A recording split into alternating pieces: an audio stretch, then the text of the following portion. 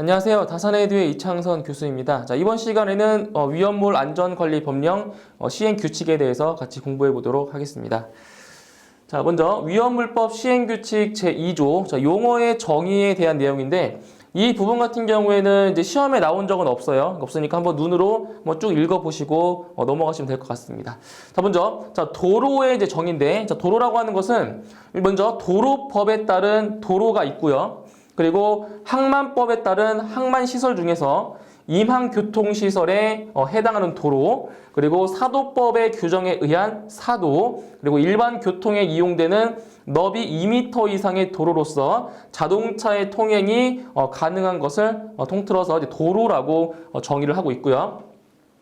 그 다음 하천이라고 하는 것은 지표면에 내린 빗물 등이 모여 흐르는 물길로서 공공의 이해에 밀접한 관계가 있어 국가하천 또는 지방하천으로 지정된 것을 말하며 하천구역과 하천시설을 포함하는 것을 하천이라고 정의를 내리고 있습니다. 자, 그 다음 내화구조라고 하는 것은 이건 소방 원론에서도 이제 자주 나왔던 용어인데 내화구조는 화재에 견딜 수 있는 성능을 가진 구조예요. 화재에 견딜 수 있는 성능을 가진 구조로서 국토교통부령으로 정하는 기준에 적합한 구조를 내화구조라고 하는 겁니다. 자, 그리고 불연재료는 불에 타지 아니하는 성질을 가진 재료로서 국토교통부령으로 정하는 기준에 적합한 재료 중 유리를 제외한 것을 바로 불연재료라고 하는 겁니다. 이렇게 해서 용어의 정의는 한번 읽고 넘어가시면 돼요. 가볍게. 자, 그 다음 위험물법 시행규칙 제5조 탱크 용적의 산정 기준입니다. 여기서는 계산 공식이 있어요. 공식만 암기하시면 돼요. 탱크의 용적, 그러니까 탱크의 용량을 산정하는 기준이에요. 보시면 자, 위험물을 저장 또는 취급하는 탱크의 용량은 해당 탱크의 내용적에서 공간 용적을 뺀 용적으로 한다는 거예요. 그래서 탱크의 용량은 탱크의 전체 내용적 있겠죠, 그죠? 전체의 내용적에서 뭐예요? 바로 공간 용적. 그러니까 위험물이 담겨있지 않은 공간 용적을 뺀 용적을 바로 탱크의 용량이라고 하는 겁니다. 그래서 식으로 쓰자면 탱크의 용량은 탱크의 내용적 마이너스 탱크의 공간 용적입니다. 이거는 이제 이렇게 공식으로 문제에 나오지 않고 이렇게 글로써 해당 탱크의 내용적에서 공간 용적을 뺀 용적이다. 이렇게 글로써 이제 문제에 출제가 되고 있습니다. 꼭 기억해 주시고요. 자, 그 다음 위험물법 시행규칙 제20조 제조소 등의 완공검사 신청 시기입니다. 신청 시기. 자, 첫 번째, 지하 탱크가 있는 제조소 등의 경우에는 지하 탱크예요. 바닥에 있는 거죠, 그죠? 지하 탱크가 있는 제조소 등의 경우에는 당해의 지하 탱크를 매설하기 전에 신청을 해야 됩니다. 그러니까 지하에 매설을 하고 나서는 검사할 수 없기 때문에 그래서 지하 탱크를 매설하기 전에 바로 완공 검사를 신청을 해야 되는 거고요. 그 다음에 이동 탱크 저장소의 경우 이동할 수 있다는 거예요. 이동 탱크 저장소의 경우에는 이동 저장 탱크를 완공하고 상치 장소를 확보한 후에 완공 검사를 신청을 한다라는 거예요. 자리를 잡은 다음에. 그 다음에 이송 취급소는 이송 배관공사의 전체 또는 일부를 완료한 후에 완공 검사 신청을 하고요. 그 다음에 전체 공사가 완료된 후에는 완공 검사를 실시하기 곤란한 경우가 있어요. 자, 어떤 경우냐면 위험물 설비 또는 배관의 설치가 완료되어 기밀시험 또는 내압시험을 실시하는 시기, 그 다음에 배관을 지하에 설치하는 경우에는 시도지사, 소방서장 또는 기술원이 지정하는 부분을 매몰하기 직전에 신청을 하는 거예요. 그리고 기술원이 지정하는 부분에 비파괴 시험을 실시하는 시기, 그리고 1번에서 4번에 해당하지 아니하는 제조소 등의 경우에는 제조소 등의 공사를 완료한 후에 바로 완공 검사를 신청할 수가 있다는 겁니다. 그래서 여기서 중요한 것은 첫 번째 내용이 가장 시험에 많이 나와요. 그러니까 지하 탱크가 있는 제조소 등의 경우에는 지하 탱크를 매설하기 전에 완공 검사를 한다라는 거. 이거 제일 중요한 내용이에요. 자, 그 다음 위험물법 시행규칙 제42조 경보설비의 기준입니다. 경보설비. 자, 첫 번째, 지정 수량의 10배 이상의 위험물을 저장 또는 취급하는 제조소 등에는 화재 발생 시 이를 알릴 수 있는 경보 설비를 설치해야 한다. 자, 여기서는 뭐예요? 지정 수량의 10배 이상의 위험물을 저장 취급하는 제조소 등에는 바로 경보 설비를 설치한다라는 거예요. 그러면 경보 설비에는 자동 화재 탐지 설비, 그리고 비상 경보 설비, 그다음에 확성 장치, 그리고 비상 방송 설비로 구분한다라는 거예요. 이때 경보 설비는 그러니까 설치하는 경보 설비가 이런 것들이 있다는 거예요. 그리고 자동 신호 장치를 갖춘 스프링클러 설비 또는 물 분무등 소화 설비를 설치한 제조소 등에 있어서는 자동 화재 탐지 설비를 설치한 것으로 본다라는 겁니다. 그죠? 간주하는 거예요. 자, 그다음 위험물법 시행규칙 제43조 피난 설비의 기준입니다. 피난 설비. 자, 주요 취급소 중에서 건축물의 2층 이상의 부분을 점포, 휴게 음식점 또는 전시장의 용도로 사용하는 것과 옥내 주요 취급소에는 바로 피난 설비를 설치를 해야 된다는 거예요. 주요 취급소 중에서. 그 다음에 위험물법 시행규칙 제52조 위험물의 운송 기준입니다. 위험물의 운송 기준. 자, 보세요. 자, 위험물 운송 책임자는 다음에 해당하는 자로 한다. 그래서 위험물을 운송할 수 있는 책임자, 운송 책임자예요. 운송 책임자는 자, 당해 위험물의 취급에 관한 국가 기술 자격을 취득하고 관련 업무에 1년 이상 종사한 경력이 있는 자가 되는 거고요. 그 다음 위험물의 운송에 관한 안전교육을 수료하고 관련 업무에 2년 이상 종사한 경력이 있는 자에 한해서 바로 위험물 운송 책임자의 업무를 할 수가 있다는 겁니다. 그죠? 자, 그 다음 위험물법 시행규칙 제64조 정기 점검의 횟수입니다. 정기 점검은 얼마만큼 시행할 수 있냐? 바로 제조소 등의 관계인은 당해 제조소 등에 대하여 연 1회 이상, 1년에 한 번 이상 바로 정기 점검을 실시를 해야 됩니다. 이거 기억하셔야 돼요. 그래서 정기 점검은 연 1회 이상 실시한다는 거 암기하셔야 됩니다. 연 1회 이상. 자, 8번째 위험물법 시행규칙 65조에 대한 내용입니다. 특정 5개 탱크 저장소의 정기 점검에 대한 사항이네요. 자, 보시면 5개 탱크 저장소 중 저장 또는 취급하는 액체 위험물의 최대 수량이 50만 리터 이상인 것에 대하여는 정기 점검 외에 다음에 어느 하나에 해당하는 기간 이내에 1회 이상 특정, 준특정 5개 저장 탱크의 구조 등에 관한 안전 점검을 하여야 한다. 그래서 중요하신 거는 여기서 50만 리터 이상이라는 거예요. 그래서 5개 탱크 저장소 중에서 저장 또는 취급하는 액체 위험물의 최대 수량이 50만 리터 이상인 것에 대해서만 정기 점검 이외에 정기 점검을 해준다는 얘기입니다. 그래서 그 기간을 보시면 특정, 준특정 5개 탱크 저장소의 설치 허가에 따른 완공검사 필증을 발급받은 날부터 12년입니다. 기간이 12년. 그리고 최근에 정밀정기 검사를 받은 날부터는 11년.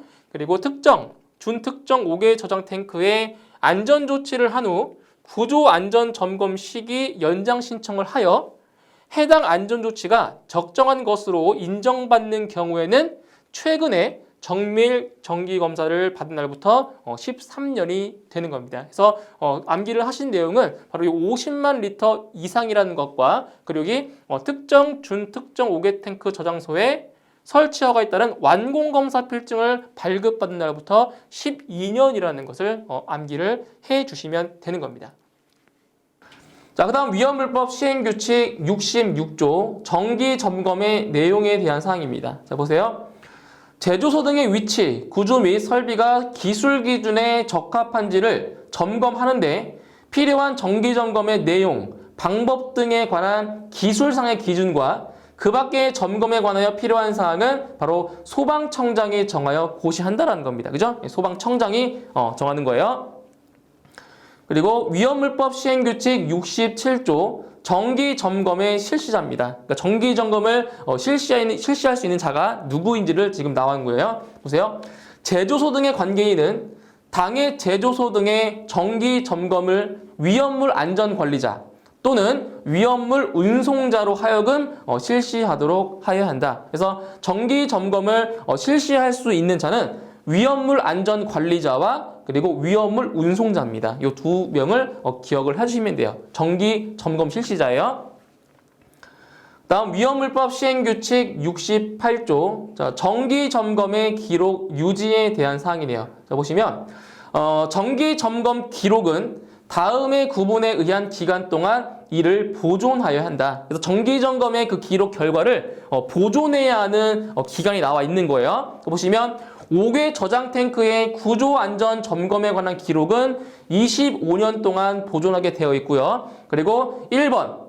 자, 5개 저장 탱크의 구조 안전 점검에 해당하지 아니하는 정기 점검의 기록은 3년 동안 보존을 해야 되는 겁니다. 그래서 요 25년 5개 저장 탱크의 구조 안전 점검에 관한 기록 25년은 이거는 시험에 나온 적이 있었어요. 기억해 주셔야 돼요.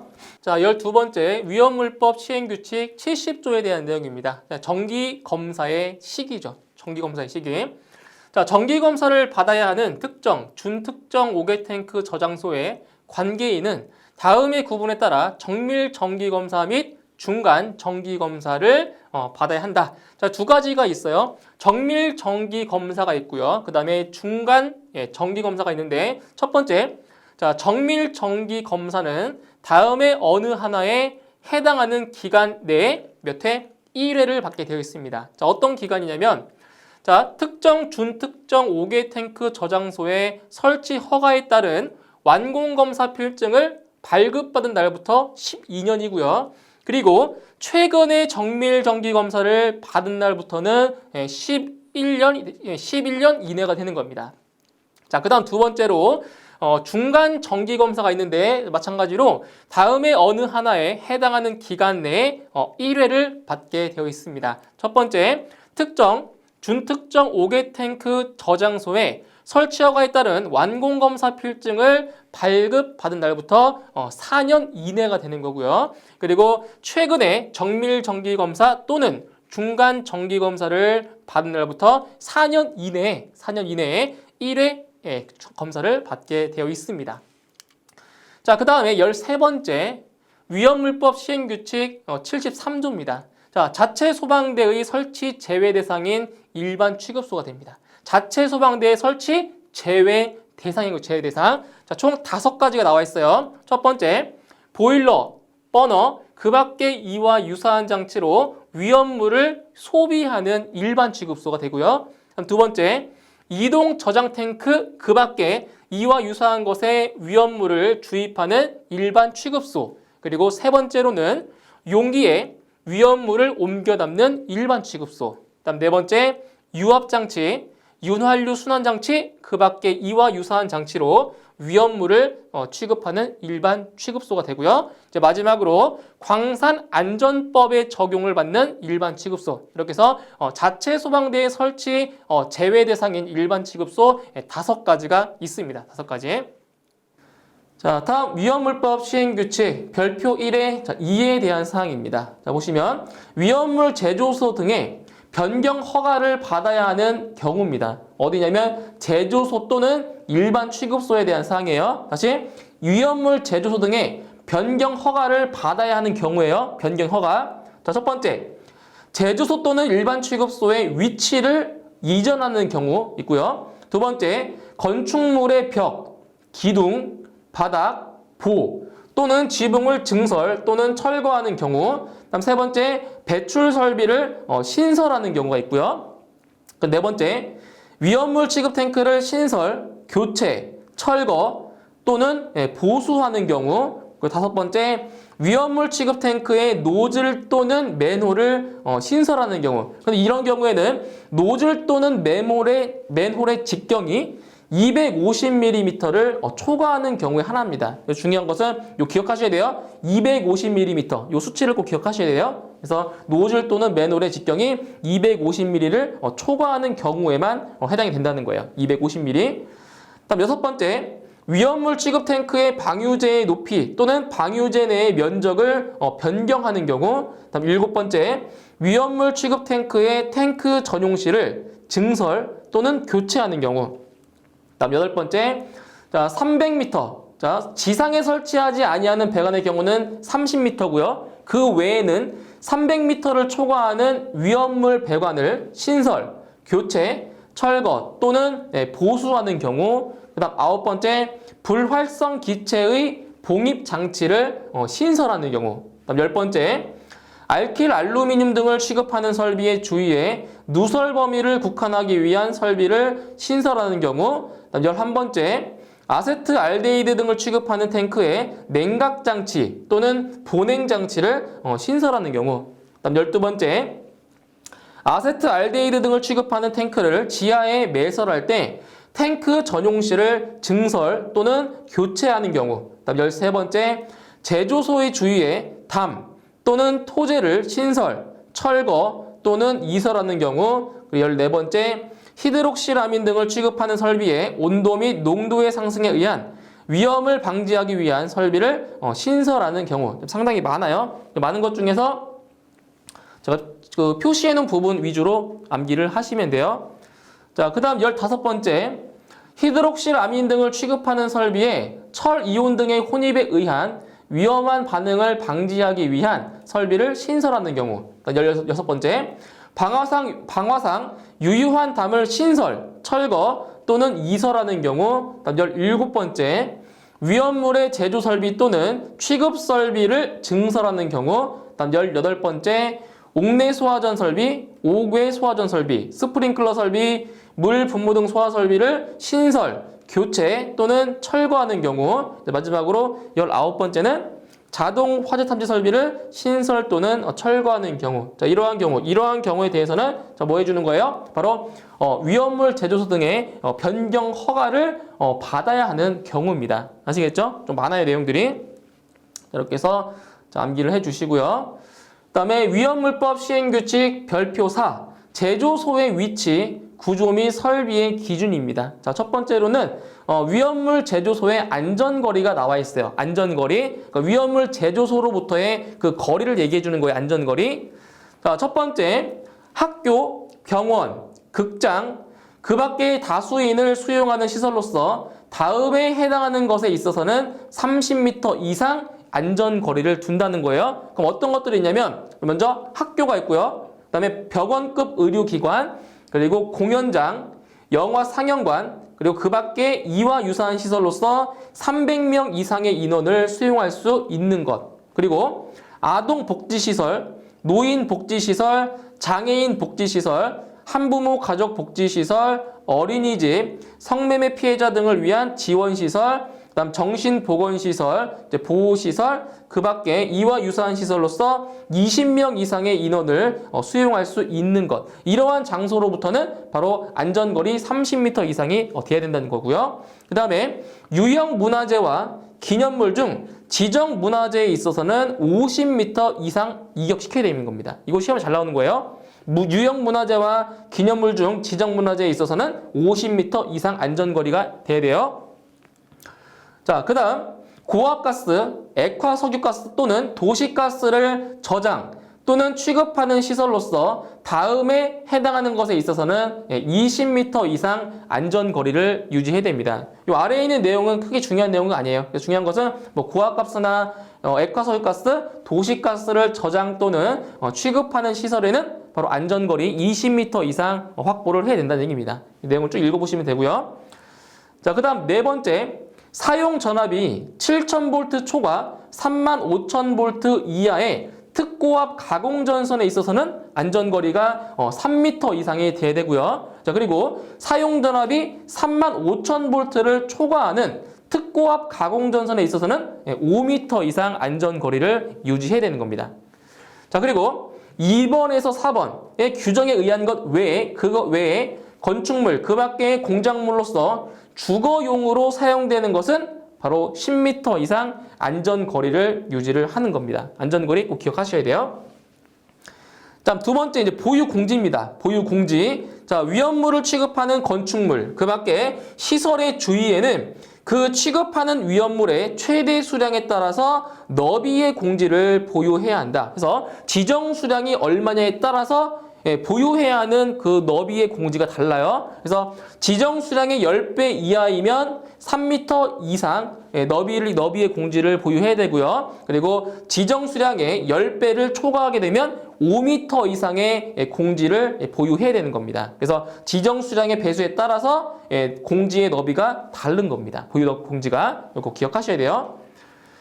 자, 그 다음 제조소의 작업 공정이 다른 작업장의 작업 공정과 연속되어 있어 제조소의 건축물, 그 밖의 공작물의 조유에 공지를 주게 되면 그 제조소의 작업에 현저한 지장이 생길 우려가 있는 경우 당의 제조소와 다른 작업장 사이에 다음의 기준에 따라 방화상 유효한 격벽을 설치하는 때에는 당의 제조소와 다른 작업장 사이에 공지를 보유하지 아니할 수가 있다라는 거예요. 그러니까 그 2개 이상의 제조소가 있는데 제조소와 제조소 사이에 격벽을 설치하는 때에는 보유 공지를 보유하지 않아도 된다는 사항이에요. 그럼 어떠한 경우냐면, 자, 일단 방화벽은 이 격벽에 대한 얘기예요. 방화벽은 내화 구조로 해야 되고요. 그리고 방화벽에 설치하는 출입구, 창 등의 개구부는 가능한 한 최소로 하고 출입구와 창에는 자동 폐쇄식의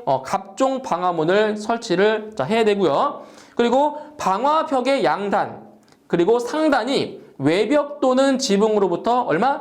50cm 이상 돌출하도록 설치를 해야 됩니다. 이것도 기억하셔야 됩니다. 이 내용. 자, 그 다음에 자, 표지 및 게시판이에요. 표지 및 게시판. 먼저 자, 위험물 제조소에는 보기 쉬운 곳에 다음의 기준에 따라 위험물 제조소라는 표시를 한 표지를 설치를 해야 됩니다. 보면 자, 표지는 한 변의 길이는 얼마? 한 변의 길이는 0.3m 이상이고요. 다른 한 변의 길이는 0.6m 이상인 어떤 모양으로 이렇게 직사각형 형태로 표지를 만들어야 되고요. 그리고 표지의 바탕 색깔. 표지의 바탕색은 백색이고요. 문자는 흑색으로 표시를 하면 됩니다. 이것이 바로 표지판의 그 기준이에요. 설치 기준. 자, 그 다음에 게시판인데 제조소에는 보기 쉬운 곳에 다음의 기준에 따라 방화에 관하여 필요한 사항을 게시한 게시판을 설치를 해야 된다는 겁니다. 그래서 위험물 제조소에 가보시면 표지판도 있고요. 그리고 위험물에 관련된 게시판이 설치되어 있는 것을 보실 수가 있으십니다. 자, 보시면 게시판의 한 변의 길이가 얼마? 0.3m 이상이고요. 다른 한 변의 길이가 0.6m 이상인 직사각형으로 만들어야 되고요. 그리고 게시판에는 저장 또는 취급하는 위험물의 유별, 그 다음 품명, 그 다음에 저장 최대 수량 또는 취급 최대 수량, 그리고 지정 수량의 배수 및 안전관리자의 성명 또는 직명을 기재해야 되는 거고요. 그리고 게시판의 바탕색은 백색, 문자는 흑색으로 표시하면 되는 겁니다. 이게 바로 위험물 제조소의 게시판의 설치 기준입니다. 설치 기준. 자, 그리고 게시판 외에 저장 또는 취급하는 위험물에 따라 다음의 규정에 의한 주의사항을 표시한 게시판을 설치해야 되는 겁니다. 그러니까 게시판 이외에 별도로 설치해 주는 건데 위험물에 따라서 주의사항이 다르고요. 그리고 색깔도 다릅니다. 자, 보세요.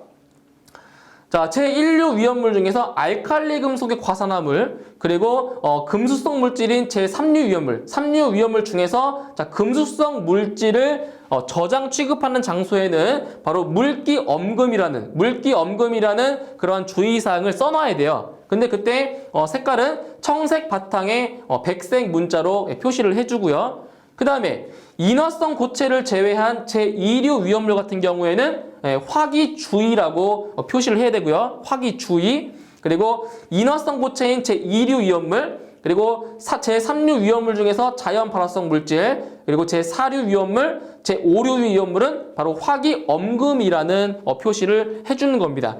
그때의 색깔은 적색 바탕에 백색 문자로 표시를 해주고요. 그리고 제6류 위험물 같은 경우에는 별도의 표시를 하지는 않습니다. 그래서 이 중에서 시험에 가장 많이 나오는 게 뭐냐면 제4류 위험물, 그리고 화기엄금, 그 다음에 적색 바탕에 백색 문자. 이 내용이 가장 많이 출제가 되고 있습니다. 이게 화기엄금이라는 게 제일 많이 출제가 돼요. 아시겠죠? 이거 잘 기억하셔야 돼요. 위험물별로 주의사항과 그리고 그 표시의 색깔까지 꼭 기억을 하고 계셔야 됩니다.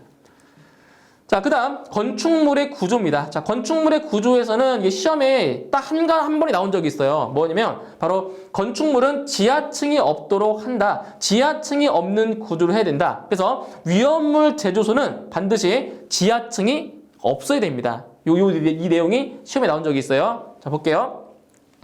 자, 위험물을 취급하는 건축물의 구조는 다음의 기준에 의하여 한다. 자, 첫 번째 바로 지하층이 없도록 하여야 한다. 자, 중요한 내용이에요. 지하층이 없어야 돼요. 그리고 벽, 기둥, 바닥, 보, 석가래, 그리고 계단을 불연 재료로 하고 연소의 우려가 있는 외벽은 출입구 외에 개구부가 없는 내화 구조의 벽으로 하여야 한다.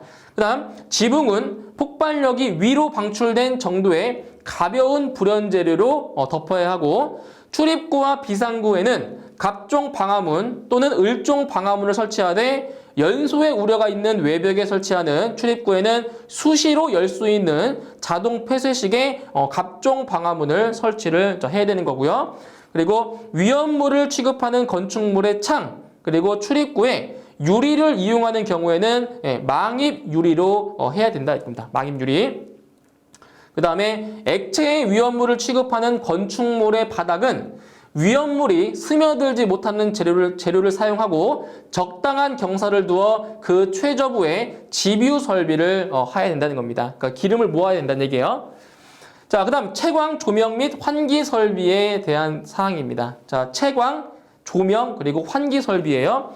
자, 먼저 채광 설비는 먼저 불연 재료로 해야 되고요. 불연 재료로 해야 되고 연소의 우려가 없는 장소에 설치하되 바로 채광 면적을 뭐한다? 최대가 아닌 최소로 해야 됩니다. 그러니까 빛을 받는 면적이에요. 채광 면적을 뭐한다고요? 최소로 해야 되고요. 그 다음 조명 설비는 다음의 기준에 적합하게 설치를 해야 되는데 조명 설비의 설치 기준은 뭐냐? 조명 설비예요. 바로 가연성 가스 등이 체류할 우려가 있는 장소의 조명등은 어떤 형식이냐면 방폭등으로 설치를 해야 됩니다. 아시겠죠? 가연성 가스 등이 체류할 우려가 있는 장소에 조명등은 반드시 방폭등으로 해야 되고요. 그리고 전선은 내화 전선 또는 내열 전선으로 해야 되고요. 그 다음 전멸 스위치는 출입구 바깥 부분에 설치해야 됩니다. 전멸 스위치는 출입구 어디에? 바깥쪽 부분에 설치를 해야 돼요. 이 전멸 스위치의 스파크에 의해서 화재가 발생할 수 있기 때문에 바로 출입구 바깥 부분에 설치를 해야 되고요. 스위치의 스파크로 인한 화재 폭발의 우려가 없는 경우에는 안에 출입구 안쪽에 설치를 해도 된다는 겁니다. 스파크 때문에 그런 거예요. 스파크 때문에. 자, 그 다음 환기 설비는 다음의 기준에 의할 것. 자, 환기 설비의 설치 기준입니다. 자, 환기. 자, 일단 환기는 자연 배기 방식으로 해야 되고요. 자연 배기 방식으로. 그리고 급기구는 당해 급기구가 설치된 실에 바닥 면적 얼마? 150제곱미터마다 1개 이상을 설치를 해야 됩니다. 다시 바닥 면적 150제곱미터마다 1개 이상으로 설치하고 급기구의 크기는 바로 800제곱센티미터 이상이 돼야 됩니다. 급기구의 크기는 800제곱센티미터 이상. 단 바닥 면적이 150제곱미터 미만인 경우에는 급기구의 면적을 다음과 같이 하면 됩니다. 보세요. 바닥 면적이 60제곱미터 미만인 경우에는 급기구의 면적은 150제곱센티미터 이상이고요. 바닥 면적이 60제곱센티미터 이상 90제곱센티미터 미만인 경우에는 급기구의 면적이 300제곱센티미터 이상, 그리고 바닥 면적이 90제곱미터 이상 120제곱미터 미만인 경우에는 급기구의 면적이 450제곱센티미터 이상, 그리고 바닥 면적이 120제곱미터 이상 150제곱미터 미만인 경우에는 급기구의 면적이 600제곱센티미터 이상이 되는 겁니다. 그래서 바닥 면적이 150제곱센티미터 미만인 경우에는 급기구의 면적을 별도로 암기를 하셔야 되는 거예요. 자, 다음 급기구는 낮은 곳에 설치하고요. 높은 곳이 아닌 낮은 곳에 설치하고 가는 눈의 구리망 등으로 인화 방지망을 설치를 해야 되는 겁니다. 그리고 환기구는 지붕 위 또는 지상 2m 이상의 높이의 회전식 고정 벤티레이터 또는 루프팬 방식으로 설치를 해야 되고요. 자, 이러한 수치들 기억하시면 돼요. 2m 이상. 그리고 급기구는 낮은 곳에, 가능하면 낮은 곳에 설치를 해줘야 된다는 거고요. 자, 그 다음 5개 설비의 이제 바닥입니다. 바닥. 자, 5궤에서, 건물 밖이에요. 5궤에서 액체 위험물을 취급하는 설비의 바닥은 다음의 기준에 의하여야 한다. 자, 보세요. 먼저 바닥의 둘레예요. 바닥의 둘레에 높이 0.15m 이상의 턱을 설치하는 등 위험물이 외부로 흘러나가지 아니하도록 하여야 한다. 그래서 바닥의 둘레에다가 턱의 높이가 0.15m 이상의 턱을 설치해서 외부로 위험물이 흘러나가지 않도록 막아주는 그러한 장치를 해줘야 되는 거고요. 그 다음에 바닥은 콘크리트 등 위험물이 스며들지 아니하는 재료로 하고 턱이 있는 쪽이 낮게, 자, 턱이 있는 쪽이 낮게 경사지게 설치를 해야 됩니다. 그리고 바닥의 최저부에 가장 낮은 부분이에요. 가장 낮은 부분에 지뷰 설비를 해야 되고요. 기름을 모아주는 설비예요. 지뷰 설비. 그 다음에 위험물을 취급하는 설비에 있어서는 당의 위험물이 직접 배수구에 흘러 들어가지 아니하도록 지뷰 설비에 유분리 장치를 설치를 해야 됩니다. 바로 요 5개 설비의 바닥에 대한 설치 기준입니다. 이것도 암기를 하고 계셔야 돼요. 자, 다음 7번째 정전기 제거 설비입니다. 정전기. 자, 정전기예요. 이거는 이제 건조한 장소에서 많이 정전기가 많이 발생하겠죠, 그죠? 보세요. 위험물을 취급함에 있어서 정전기가 발생할 우려가 있는 설비에는 다음에 해당하는 방법으로 정전기를 유효하게 제거할 수 있는 설비를 설치해야 한다. 그래서 이 정전기에 의해서 화재가 발생할 수 있기 때문에 바로 정전기를 제거하는 설비를 설치를 해주는데 바로 어떠한 방법이 있냐? 첫 번째 바로 접지에 의한 방법이 있고요. 접지. 그리고 공기 중에 있는 상대 습도를 몇 %? 바로 70% 이상으로 유지해주면 되는 거예요. 이거 기억하세요. 상대 습도 70% 이상이에요. 그리고 공기를 이온화하는 방법, 이렇게 해서 정전기를 제거하는 방법을 꼭 암기를 하셔야 됩니다. 정전기 제거 방법이에요. 자, 그 다음 8번째 필회 설비입니다. 필회. 자, 필회 설비는 하나만 기억하시면 돼요. 지정 수량의 10배 이상의 위험물을 취급하는 제조소에는 필회침을 설치해야 된다. 그래서 번개가 칠 때 그걸 이제 위험을 방지하기 위해서 지정 수량의 10배 이상의 위험물을 취급하는 제조소에는 반드시 필회침을 설치를 해야 됩니다. 자, 단 제조소 주위의 상황에 따라 안전상 지장이 없는 경우에는 필회침을 설치하지 아니할 수 있습니다. 그래서 기억하실 것은 지정 수량의 몇 배? 10배 이상의 위험물을 취급하는 제조소에는 반드시 필회침을 설치를 해야 됩니다. 꼭 기억하세요, 이거. 자, 그 다음 9번째. 하나의 취급 탱크 주위에 설치하는 방유제 용량입니다. 자, 이 내용 같은 경우는 계산 문제로 출제가 된 적이 있어요. 계산 문제로. 자, 보시면, 자, 탱크가 1개다. 자, 탱크가 1기가 있다라고 했을 때는 해당 탱크 용량의 바로 50% 이상이에요. 방유제 용량이 50% 이상인데, 탱크의 개수가 2개 이상일 경우에는, 보세요. 자, 해당 탱크 중에서 용량이 최대인 것, 가장 큰 거 있어요. 가장 큰 용량. 자, 용량이 최대인 것의 50%에 나머지 탱크 용량의 합계예요. 나머지 탱크 용량의 합계에 10%를 더한 양 이상이 바로 방유제의 용량입니다. 아시겠죠? 공식 기억하셔야 돼요. 자, 시험에 이게 잘 나와요. 탱크가 2개 이상인 경우에 해당 탱크 중에서 용량이 최대인 것 하나의 50%에다가 나머지 탱크 용량의 합계에 10%를 더한 양 이상이 바로 방유제의 용량이라는 겁니다. 이거 꼭 기억하셔야 돼요. 계산 문제로 출제가 되고 있어요. 이렇게 해서 방유제의 용량까지 좀 암기를 해 두시면 되겠습니다. 자, 이렇게 해서 이번 시간에는 여기까지 설명드리고요. 다음 시간에 이어서 나머지 설명드리도록 하겠습니다. 수고하셨습니다.